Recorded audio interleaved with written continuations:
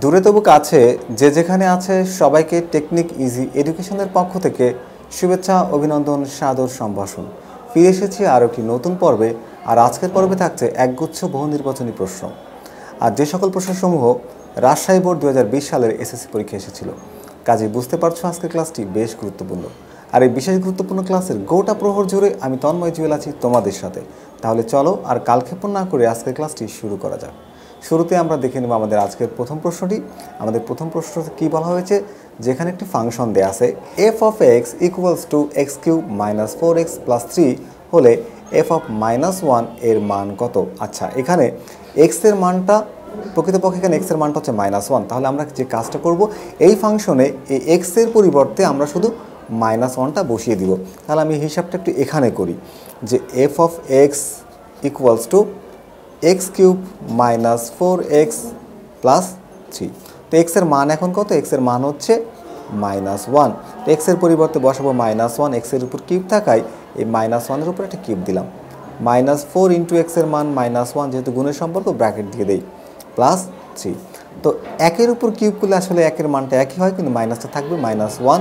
এটা মাইনাস, এটা মাইনাস, মাইনাসে মাইনাসে প্লাস, এখানে 4 আঁককে 4 এবং এটাকে যদি যোগ করি তাহলে 7। দেখো 4 আর 3 যোগ করলে কত হয়? 7। 7 থেকে যদি 1 বিয়োগ করি তাহলে হচ্ছে কত? 6। আমার এই প্রশ্নের উত্তর হচ্ছে 6। তাহলে একের উত্তর হচ্ছে গ, যেখানে আমরা 6কে দেখতে পাচ্ছি। 2 নম্বর প্রশ্নে কি বলা হয়েছে, যে দুইটি বৃত্ত পরস্পরকে অন্তঃস্পর্শ করলে এদের একটির ব্যাস 10 সেন্টিমিটার, দেখো এখানে বলা হয়েছে ব্যাসের কথা, এবং অপরটির ব্যাসার্ধ 4 সেন্টিমিটার হলে কেন্দ্রদ্বয়ের মধ্যবর্তী দূরত্ব কত সেন্টিমিটার। তাহলে আমরা একটা দুইটা বৃত্তকে অন্তঃস্পর্শ করিয়ে দিই। এই হলো একটা বৃত্ত যার ব্যাস হচ্ছে কত সেন্টিমিটার, ধরে নাও এটার ব্যাস হচ্ছে 10 সেন্টিমিটার। তাহলে এটা হলো বৃত্তের কেন্দ্র। তো ব্যাস থেকে আমরা চাইলে ব্যাসার্ধ বের করতে পারি। ব্যাসার্ধ হলো 5 সেন্টিমিটার। তাহলে এই হলো 5 সেন্টিমিটার। এবার আরেকটি বৃত্ত যার ব্যাসার্ধ হচ্ছে 4 সেন্টিমিটার, তাহলে আরেকটি বৃত্ত এখান থেকে অন্তঃস্পর্শ করবে, এটা হলো স্পর্শবিন্দু। তাহলে এইরকম আরেকটা বৃত্ত আমি আঁকতে পারি যার ব্যাসার্ধ হচ্ছে কত সেন্টিমিটার? 4 সেন্টিমিটার। তো এটা হচ্ছে এই বৃত্তের কেন্দ্র, প্রথম বৃত্তের কেন্দ্র হলো এটা।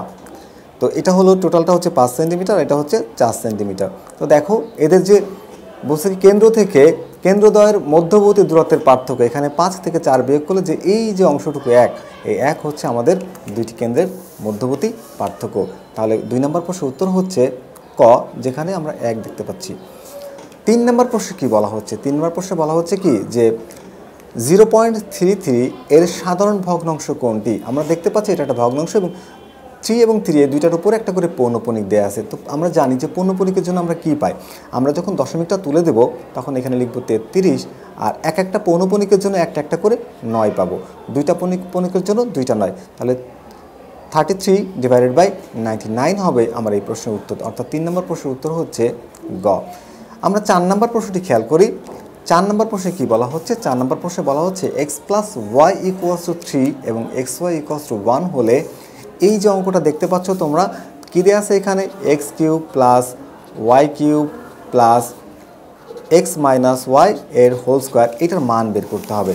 তাহলে আমরা এক কাজ করি, এখানে এ কিউ প্লাস বি কিউবের সূত্রটা বসাতে পারি, এ প্লাস বি এর whole cube minus 3ab into A plus B plus, এখানে কিন্তু আমরা চাইলে A minus B whole square সূত্র বসাতে পারি।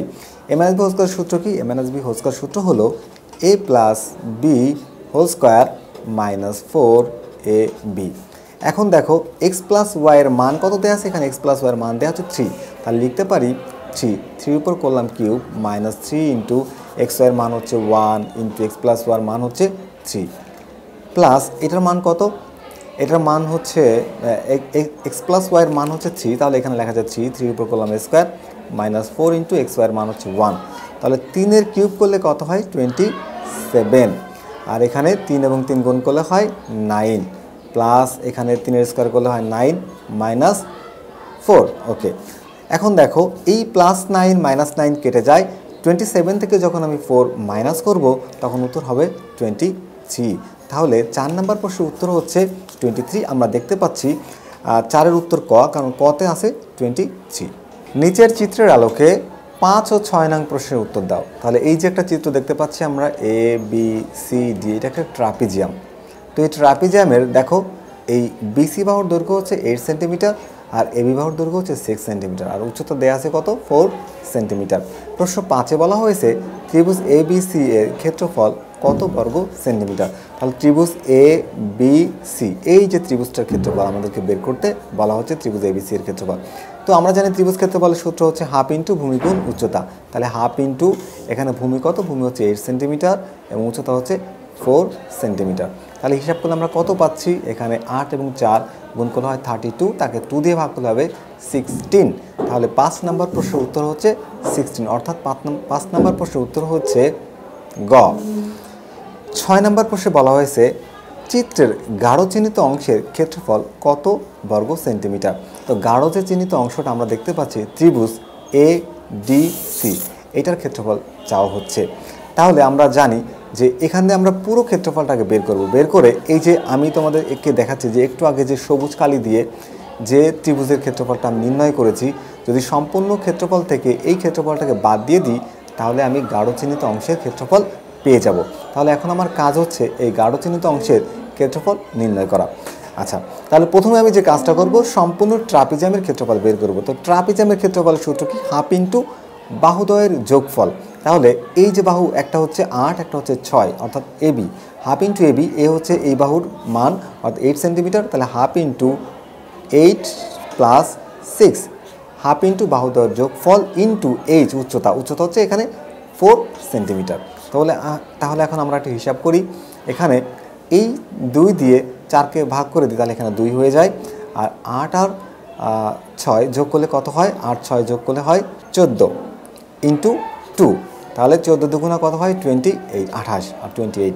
এই 28 হচ্ছে টোটাল যে চিত্রটা ছিল সমগ্র চিত্রের ক্ষেত্রফল।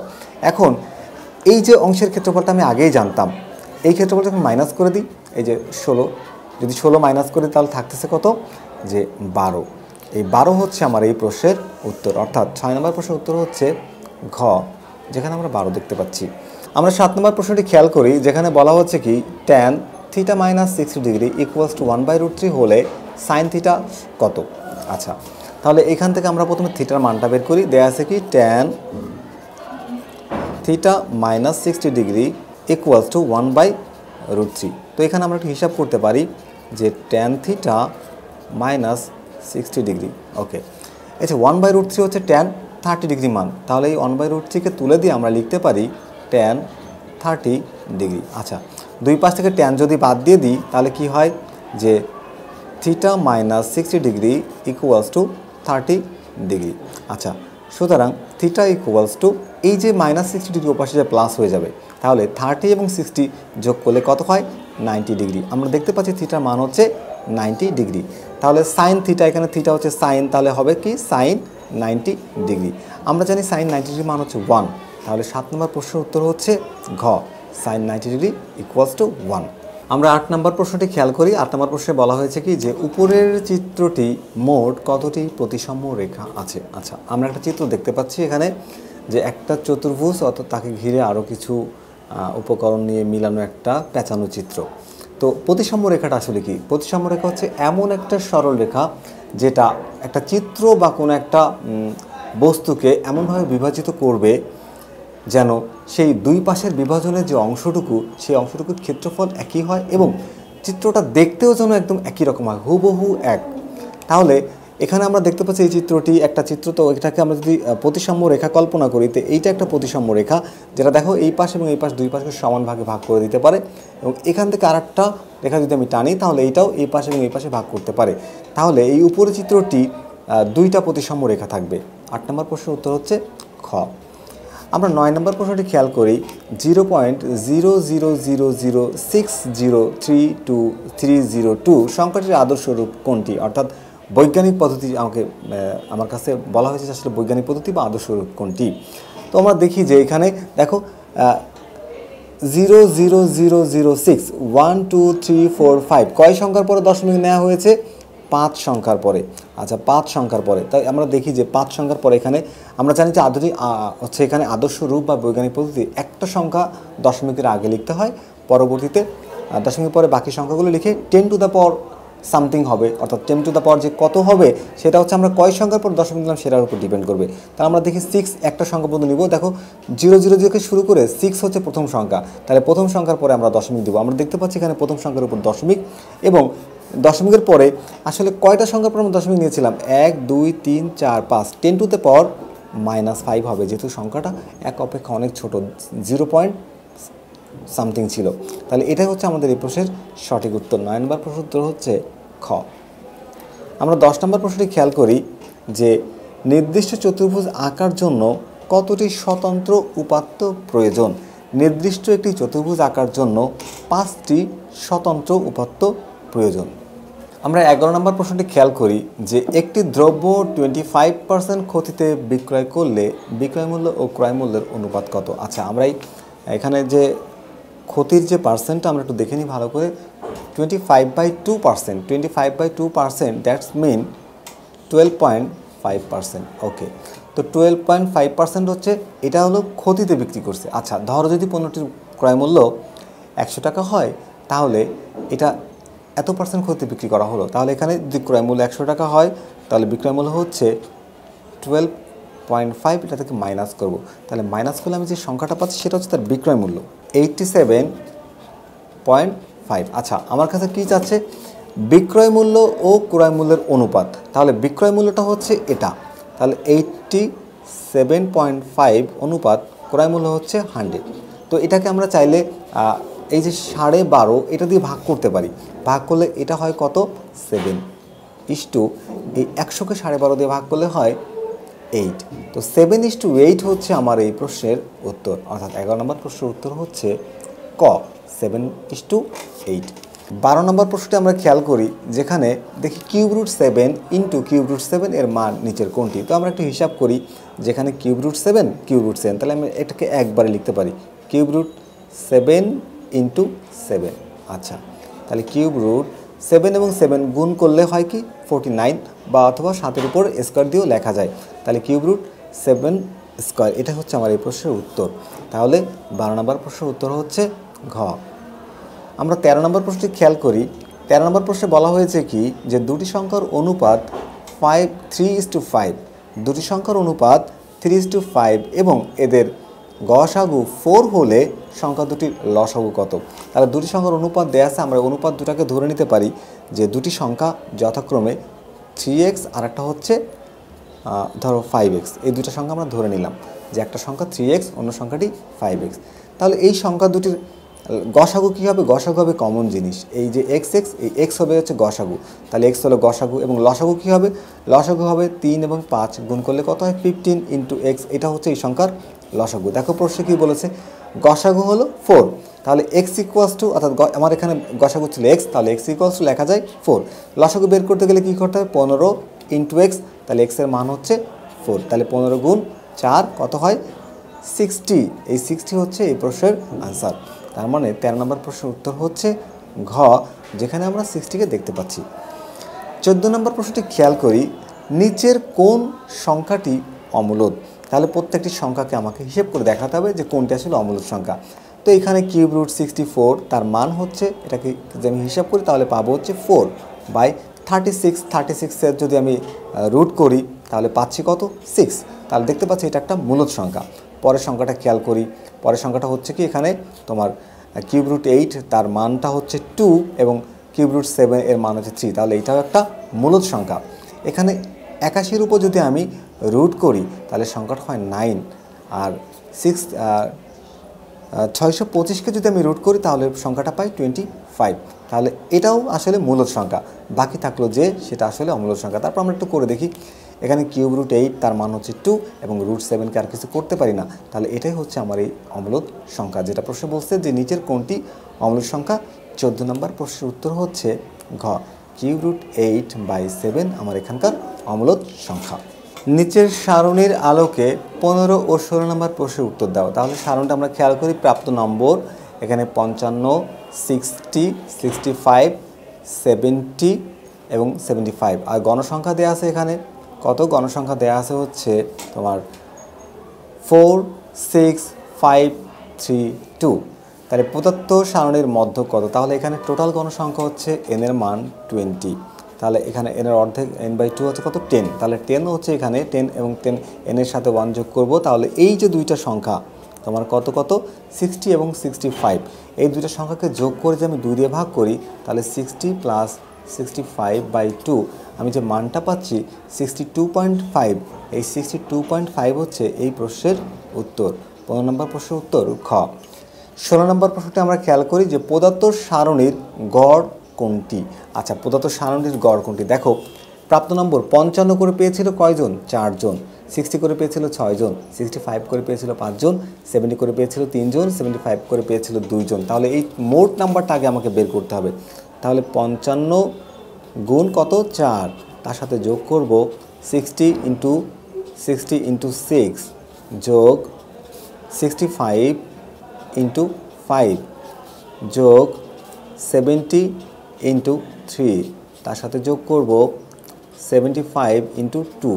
এই টোটাল সংখ্যাটাকে আমি মোট গণসংখ্যা, এই 2 5 3 2 5 5 10 আর এখানে 6 4 10, তাহলে 20, এই 20 দিয়ে ভাগ করলে আমি মানটা পাচ্ছি হচ্ছে, তাহলে আমি অ্যান্সারটা পাচ্ছি হচ্ছে 63.25, 63.25। এই 63.25 হচ্ছে আমার এই সারণীর গড়, অর্থাৎ প্রদত্ত সারণীর গড় কোনটি হবে 63.25, অর্থাৎ 16 নম্বর প্রশ্নের উত্তর হচ্ছে খ।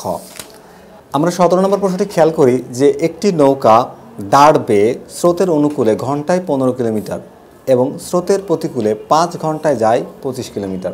তাহলে ভালো করে খেয়াল করো যে একটি নৌকা দাঁড় বেয়ে, তাহলে প্রথমে হচ্ছে দাঁড়ের বেগ, তারপর হচ্ছে স্রোতের বেগ, তাহলে নৌকার বেগ বা নৌকার দাঁড়ের বেগ। তো এরা হচ্ছে কি করে, অনুকূলে যায় ঘন্টায় 15 কিলোমিটার, মানে 1 ঘন্টায় 15 কিলোমিটার, এবং স্রোতের প্রতিকূলে 5 ঘন্টায় যায় 25 কিলোমিটার। যদি 5 ঘন্টায় 25 কিলোমিটার যায় তাহলে 1 ঘন্টার বেগ কত, 1 ঘন্টার বেগ হচ্ছে 5 কিলোমিটার। আমাকে বলা হচ্ছে স্রোতের বেগ ঘন্টায় কত কিলোমিটার, তাহলে আমি নৌকার বেগ ধরে নিতে পারি হচ্ছে x, ধরো নৌকার বেগকে আমি ধরলাম হচ্ছে x মিটার, x কিলোমিটার। আচ্ছা, আর তাহলে স্রোতকে ধরবো কি, স্রোতকে ধরবো আমি y কিলোমিটার। আমাকে বের করতে হবে কি স্রোতের বেগ। তাহলে দেখো স্রোতের অনুকূলে বেগ, তাহলে x প্লাস y সমান কত কিলোমিটার যায়, 5 কিলোমিটার 1 ঘন্টায়, এটাকে আমি একটা সমীকরণ ধরলাম। এরপরে কি বলছে, এবং খেয়াল করো যে স্রোতের প্রতিকূলে x মাইনাস y, কত ঘন্টা নৌকাটি চলে 5 ঘন্টা, তাহলে 5 ঘন্টায় কত কিলোমিটার যায় 25 কিলোমিটার। তাহলে x minus y equals to এই 5 পাশে যে ভাগ হয়ে গেলে হয়ে যাবে 5। এটাকে ধরো 2 নম্বর সমীকরণ। 1 নম্বর সমীকরণ থেকে 2 নম্বর সমীকরণ বিয়োগ করে দিই, তাহলে আমি পেয়ে যাব হচ্ছে আমার যে প্রশ্নে যেটা চাচ্ছিল স্রোতের বেগ। তাহলে আমি 1 নং থেকে মাইনাস করে দেব 2 নং, তাহলে x plus y equals to 15, x minus y equals to 5।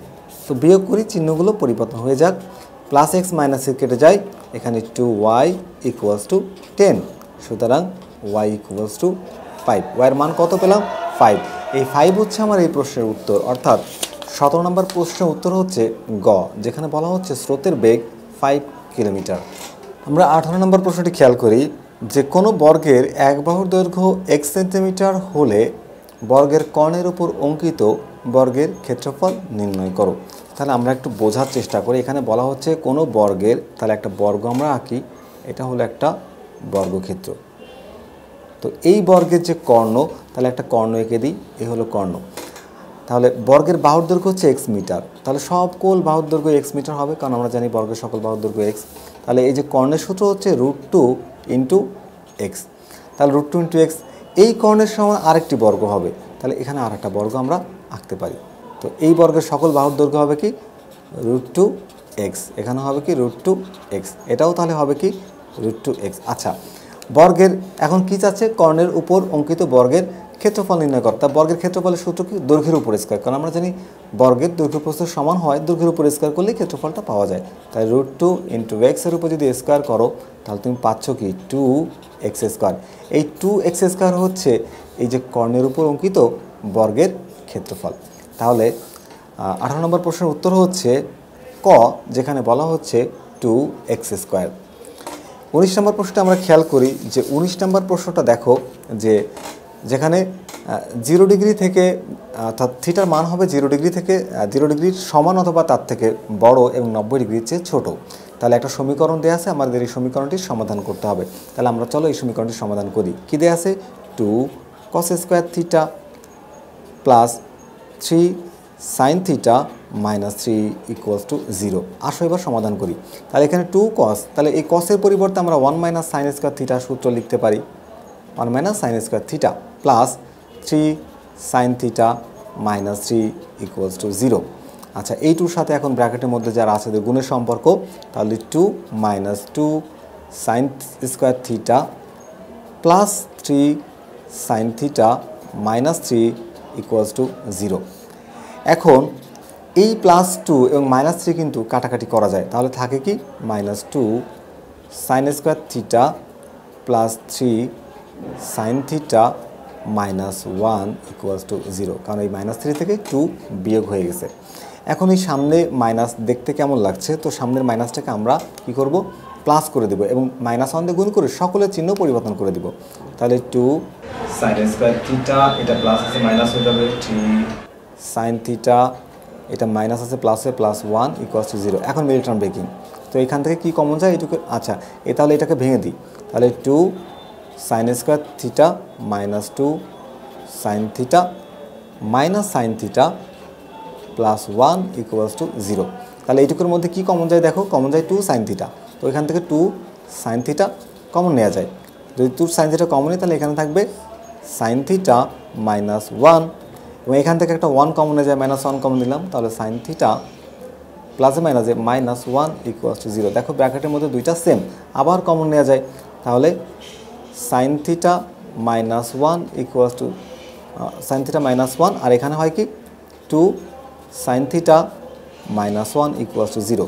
তাহলে এখন দেখো যে সাইন থিটা মাইনাস 1 সমানো 0, আবার 2 সাইন থিটা মাইনাস 1 সমানো 0। তাহলে সাইন থিটা হয় কি লিখতে পারি? সুতরাং সাইন থিটা মাইনাস 1 সমান ওই পাশে যে প্লাস 1 হয়ে যাবে। তাহলে 1 সাইন কত ডিগ্রি মান? 1 হচ্ছে সাইন থিটা সমান সাইন 90 ডিগ্রি মান। আচ্ছা, 90 ডিগ্রি মান প্রশ্নে বলছে 90 ডিগ্রি উত্তর হচ্ছে ছোটো হবে, তাহলে এই উত্তরটা নিতে পারলাম না। তাহলে আরও একটি থাকে এখানে 2 sine theta minus 1 equals to 0, বা সাইন থিটা ইকুয়ালস টু এই 2 এই 1টা ওই পাশে যে হয়ে যাবে প্লাস, আর এই 2টা গুণ ছিল হয়ে যাবে ভাগ। তাহলে হাফ সাইন কত ডিগ্রি মান? হাফ হলো সাইন 30 ডিগ্রি মান, তাহলে হাফ উঠাই দিয়ে লিখতে পারি সাইন 30 ডিগ্রি। ওকে, 30 ডিগ্রি, তাহলে দুই পাশ থেকে সাইন কেটে দাও, থিটা ইকুয়ালস টু 30 ডিগ্রি।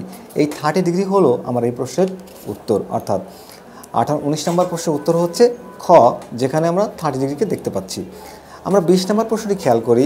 একটি সমবাহু ত্রিভুজের বাহুর দৈর্ঘ্য 4 সেন্টিমিটার হলে ত্রিভুজটির উচ্চতা কত? আচ্ছা, সমবাহু ত্রিভুজের বাহুর দৈর্ঘ্য 4 সেন্টিমিটার, তার মানে হলো এ সমবাহু ত্রিভুজের বাহুর দৈর্ঘ্য যদি এ হয় তাহলে এ ইকুয়ালস টু 4 সেন্টিমিটার। এখন সমবাহু ত্রিভুজের উচ্চতার সূত্র কি? √3/2 ইন্টু এ, তাহলে এর মান এখানে কি 4, তাহলে √3/2 ইন্টু 4। এখন দেখো এটা দিয়ে যদি এটা কেটে দিই তাহলে হয় কি 4কে 2 দিয়ে কাটলে হয় 2, তাহলে 2√3। এই 2√3 হচ্ছে এই প্রশ্নের উত্তর, অর্থাৎ যে একটি সমবাহু ত্রিভুজের বাহুর দৈর্ঘ্য 4 সেন্টিমিটার হলে ত্রিভুজটির উচ্চতা হবে 2√3। আমরা দেখতে পাচ্ছি এই প্রশ্নের সঠিক উত্তর নেই, সঠিক উত্তর হবে 2√3। আমরা এখন 21 নম্বর প্রশ্নটি খেয়াল করব যে f of x equals to x³ minus x minus 24 হলে x এর কোন মানের জন্য f of x equals to 0 হবে। আমরা দেখতে পাচ্ছি এখানে কয়েকটি মান দেয়া আছে 2, 3, 4, 6। তো আমরা প্রত্যেকটি মান বসিয়ে দেখব যে আসলে কোনটাই 0 আসে। তো f of x সমীকরণটা ছিল কি? f of x equals to x³ minus x minus 24। তো আমরা প্রথমে এক কাজ করি, 2 দিয়ে কাজ করি, 2কে নিয়ে কাজ করি। তো দেখো x এর মান যদি এখন 2 বসাই তাহলে কি হচ্ছে, এই 2 এর উপর করো কিউব মাইনাস 2 মাইনাস 24, 2 এর কিউব করলে 8 হয়, তাহলে 8 আর এখানে মাইনাস 26, তাহলে এখানে কিন্তু 0 আসছে না, আসছে কত 26 থেকে যদি আমি 8কে বিয়োগ করি তাহলে আসবে কত এখানে তোমার হচ্ছে 16। তো আমরা দেখতে পাচ্ছি এটা সঠিক উত্তর না, তো যেহেতু এটা সঠিক উত্তর না এটা বাদ, এখানে 0 আসেনি। এবার আসলে 3কে বসিয়ে দিই আমরা। তো এখানে ধরো যে f of x equals to x³ minus x minus 24।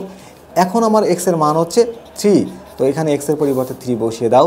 তাহলে 3 তার উপর কিউব করো, মাইনাস এক্সের মান 3 মাইনাস 24। আচ্ছা, 3-এর কিউব করলে কত হয় বলো তো? 3-এর কিউব করলে হয় 27। আর এখানে এটাও মাইনাস হয়ে যাবে প্লাস 24 আর 23 যদি আমি মাইনাস মাইনাস প্লাস করি তাহলে মাইনাস 27 থেকে 27 মাইনাস হয়ে গেলে 0 হয়। তাহলে যেহেতু আমরা সঠিক উত্তর পেয়ে গিয়েছি, পরেগুলার করার প্রয়োজন নেই। তাহলে আমাদের এখানকার উত্তর হচ্ছে 3, অর্থাৎ 21 নম্বর প্রশ্নের উত্তর হচ্ছে 3, অর্থাৎ এক্সের মান যদি 3 হয় তবে F of x equals to 0 হবে। 2 সমকোণ অপেক্ষা বৃহত্তর কিন্তু 4 সমকোণ অপেক্ষা ছোট কোনটিকে কী বলে? আমরা দেখছি প্রশ্ন নাম্বার 22। প্রশ্ন নাম্বার 22-এ বলা হচ্ছে কি যে 2 সমকোণ অপেক্ষা বড় কিন্তু 4 সমকোণ অপেক্ষা ছোট কোণকে বলা হয় প্রবৃদ্ধ কোণ, অর্থাৎ 22-এর উত্তর হচ্ছে ঘ। আমরা 23 নম্বর প্রশ্নটি খেয়াল করি। 23 নম্বর প্রশ্নে বলা হচ্ছে কি যে এ ইকুয়ালস টু এ একটা সেট যেখানে 4টি উপাদান আছে, 1 2 3 4। এই যে 4টি উপাদান হলে এ সেটের প্রকৃত উপসেট কত? তাহলে আমরা এ সেটের আগে উপসেট নির্ণয় করি, তারপর প্রকৃত উপসেট। তাহলে এ সেটের এখানে এন এর মান, অর্থাৎ এখানে উপাদানের সংখ্যা কয়টি? এর উপাদান এন সমান সমান হচ্ছে 4, 4টি উপাদান। তাহলে উপসেট নির্ণয়ের সূত্র হচ্ছে 2 টু দ্য পাওয়ার n। তাহলে 2, এই n এর মান হচ্ছে 4, হিসাব করলে কত পাচ্ছি? 16। এটা হলো এর উপসেটের সংখ্যা।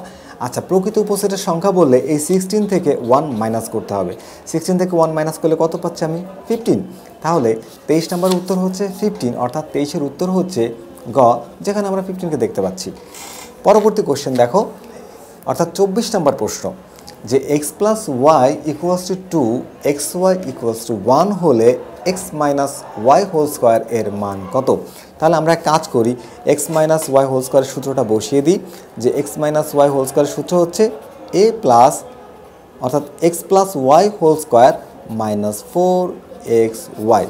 তো এখন এক্স প্লাস ওয়াইয়ের মান কত দেওয়া আছে? 2। তাহলে আমি চাইলে কিন্তু এখানে 2 লিখতে পারি, যেহেতু এক্স প্লাস ওয়াইয়ের উপরে স্কোয়ার আছে, 2 এর উপরে একটা স্কোয়ার দাও, মাইনাস 4 ইন্টু এক্স ওয়াইয়ের মান কত? এক্স ওয়াইয়ের মান হচ্ছে 1, তাহলে এক্স ওয়াইয়ের পরিবর্তে বসিয়ে দাও 1।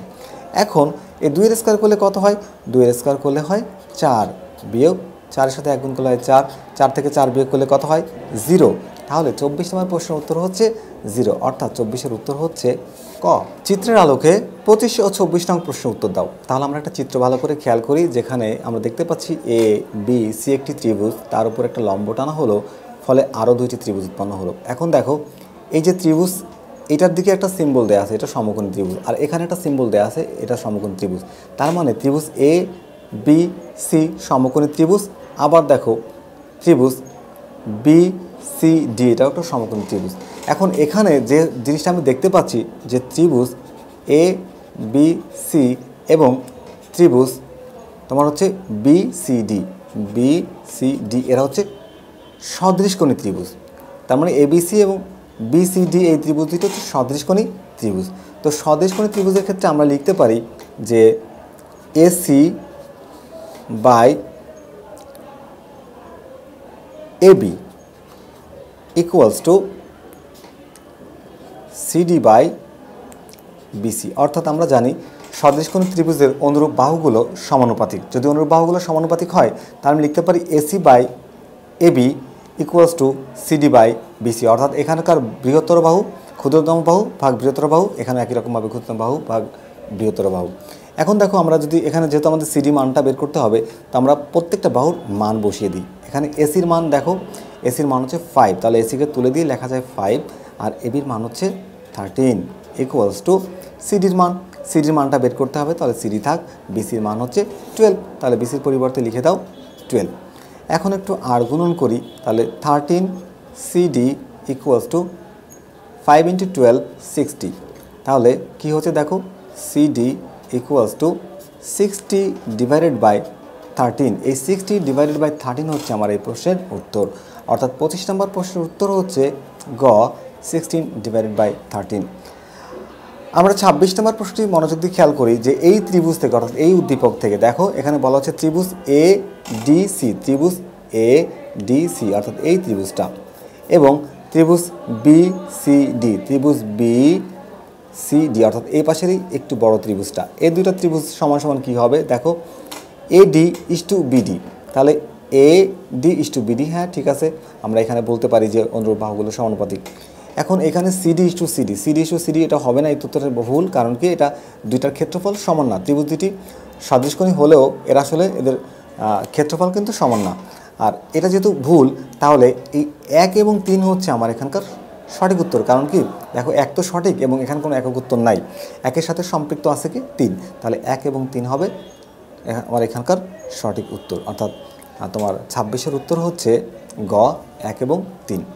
আমরা 27 নম্বর প্রশ্নটি খেয়াল করি, যেখানে বলা হচ্ছে sine theta equals to half হলে ট্যান থিটা এর মান কত। আচ্ছা, সাইন থিটার মান কত? হাফ। আচ্ছা, হাফ সাইন কত ডিগ্রি মান? হাফ হচ্ছে সাইন 30 ডিগ্রির মান। সাইন কত ডিগ্রি মান? 30 ডিগ্রি মান। তাহলে লিখতে পারি সাইন 30 ডিগ্রি। দুই পাশ থেকে যদি তুমি সাইনকে বাদ দাও তাহলে থিটার মান কত হয়? 30 ডিগ্রি। তাহলে থিটার মান হচ্ছে 30 ডিগ্রি। এবার আসো ট্যান থিটায়। ট্যান 30 ডিগ্রি মান কত? ট্যান 30 ডিগ্রি মান হলো 1/√3। অর্থাৎ 27 নম্বর প্রশ্নের উত্তর হচ্ছে ক, ট্যান 30 ডিগ্রি মান 1/√3।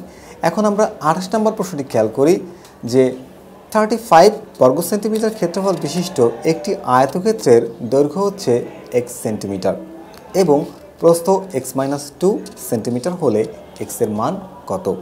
তাহলে এখানে একটা আয়তক্ষেত্রের কথা বলা হয়েছে যার ক্ষেত্রফল হচ্ছে কত? 35 সেন্টিমিটার ক্ষেত্রফল বিশিষ্ট। তার দৈর্ঘ্য কত? দৈর্ঘ্য হচ্ছে x এবং প্রস্থ কত? x-2। তাহলে তোমার কি আমরা হচ্ছে আয়তক্ষেত্রের ক্ষেত্রফলের সূত্র থেকে জানি দৈর্ঘ্য সাথে প্রস্থ গুণ করলে ক্ষেত্রফল পাওয়া যায়। তাহলে দৈর্ঘ্য গুণ প্রস্থ সমান সমান ক্ষেত্রফল, এবং প্রশ্নে বলা হয়েছে ক্ষেত্রফল কত? ক্ষেত্রফল হবে 35 বর্গ সেন্টিমিটার। তাহলে শর্ত মতো আমরা লিখতে পারি x × x-2 = 35। এখন এখানে আমরা একটু হিসাব করলেই x এর মানটা পেয়ে যাব বা দৈর্ঘ্য প্রস্থ পেয়ে যাব। তাহলে x এবং x গুণ করলে হচ্ছে x² - 2x। আচ্ছা, 35কে ধরে আমরা এই পাশে নিয়ে আসি, তাহলে এটা প্লাস ছিল মাইনাস হয়ে যাবে, আর এই পাশে একটা 0 লেখা যায়। এখন দেখো তোমরা এই সহজ একটা অঙ্ক উৎপাদকের বিশ্লেষণ বা মিডল টার্ম ব্রেকিং করে আমরা এটা সমাধান করতে পারবো। তাহলে x² এবং এখানে সংখ্যাটা কত? -2x। তাহলে 7 এবং 5 গুণ করলে হয় 35, 7 থেকে 5 বিয়োগ করলে হবে -2।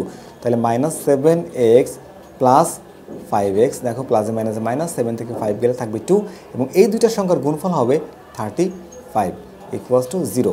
তাহলে আমি প্রথমে কি করতে পারি? এখান থেকে এক্সটা কমন নিতে পারি। যদি এক্স কমন নিই তাহলে x-7 থাকে, এখান থেকে +5 কমন নেওয়া যায়, নিলাম +5 কমন। তাহলে x 5 দিয়ে, আমি যদি এই 35কে 5 দিয়ে ভাগ করি, কমনের আর এক নাম হচ্ছে ভাগ করা। তাহলে 35 কি 5 দিয়ে ভাগ করলাম, তাহলে হয়ে যায় কি 7 = 0। তাহলে আর একবার কমন নিয়ে যায়, যেহেতু ব্র্যাকেটের মধ্যে দুইটা উপাদান সেম, x-7 আমি নিলাম x-7কে কমন। তাহলে এখানে থাকে হচ্ছে x প্লাস এখানে থাকে হচ্ছে 5 = 0। দেখো দুইটা রাশির গুণফল 0, তার মানে এদের প্রত্যেকটি সমান 0। তাহলে লিখতে পারি x-7 = 0। তাহলে x = 7, অথবা এখানে অর x + 5 = 0 বা x = -5। দেখো একটা মান আসছে ধনাত্মক, একটা মান আসছে ঋণাত্মক। আমরা কিন্তু এই ঋণাত্মক মানটা নিতে পারবো না, কারণ কি, যে ত্রিভুজের দৈর্ঘ্য প্রস্থ বা আয়তক্ষেত্রের দৈর্ঘ্য প্রস্থ কখনো ঋণাত্মক মান গ্রহণযোগ্য নয়। তাহলে এই মানটাকে আমরা নিতে পারলাম না। তাহলে আমাদের উত্তর হচ্ছে কত? 7। তাহলে 28 নম্বর প্রশ্নের উত্তর হচ্ছে ক, যেখানে বলা হচ্ছে 7 এবং আমাদের x এর মান হলো 7। আমরা এবার 29 নম্বর প্রশ্নটি খেয়াল করি, যে 29 নম্বর প্রশ্নে কী বলছে, যে একটি ঘনকের সম্পূর্ণ পৃষ্ঠের ক্ষেত্রফল 96 বর্গমিটার। একটি ঘনকের সম্পূর্ণ পৃষ্ঠের ক্ষেত্রফল 96 বর্গমিটার। এর পৃষ্ঠতলের কর্ণের দৈর্ঘ্য কত? আচ্ছা, পৃষ্ঠতলের কর্ণের দৈর্ঘ্য নির্ণয় করার আগে আমাকে নির্ণয় করতে হবে ঘনকের ধার। যদি আমি ঘনকের ধার জানি তাহলে আমি নির্ণয় করতে পারবো পৃষ্ঠতলের কর্ণের দৈর্ঘ্য। আচ্ছা, তাহলে ঘনকের ধারকে যদি আমি a ধরি, তাহলে এর সমগ্র পৃষ্ঠের ক্ষেত্রফল হয় হচ্ছে 6a²। তো 6a² এটা হচ্ছে, যদি ধার a হয় সেক্ষেত্রে ক্ষেত্রফল 6a²। এখন দেখো আমাকে নির্ণয় করতে হবে কি? পৃষ্ঠতলের কর্ণের দৈর্ঘ্য। এখন ক্ষেত্রফল কত ছিল? 96। আমরা বের করেছি কি 6a²। তাহলে আমার বের করা ক্ষেত্রফল সমান সমান লিখতে পারি প্রস্থের দেয়া ক্ষেত্রফল। তো এখন এই a² = 96, 96কে আমি এই 6 দিয়ে ভাগ করে দেব, তাহলে কিন্তু আমি একটা a² এর মান পেয়ে যাচ্ছি। তাহলে মানটা আসছে কত? এখানে 16। a² = 16। এই যে স্কোয়ারটা ওপাশে গেলে কী হবে? রুট হয়ে যাবে। তাহলে 16 রুট করলে কত হয়? 16 রুট করলে হয় হচ্ছে 4। তাহলে এর মান হচ্ছে 4 বা 4। এর মান কত পেলাম? 4। এখন এর মান যখন আমি জানি, আমাকে বের করতে হবে পৃষ্ঠতলের ক্ষেত্রফল। পৃষ্ঠতলের ক্ষেত্রফলের সূত্র কি? পৃষ্ঠতলের ক্ষেত্রফলের সূত্র হচ্ছে তোমার √2 ইন্টু এ, তাহলে √2 ইন্টু এ, তাহলে এর মান তো এখন আমি জানি, এর মান কত এখানে, এর মান হচ্ছে 4, তাহলে √2 ইন্টু 4 সমান সমান 4√2।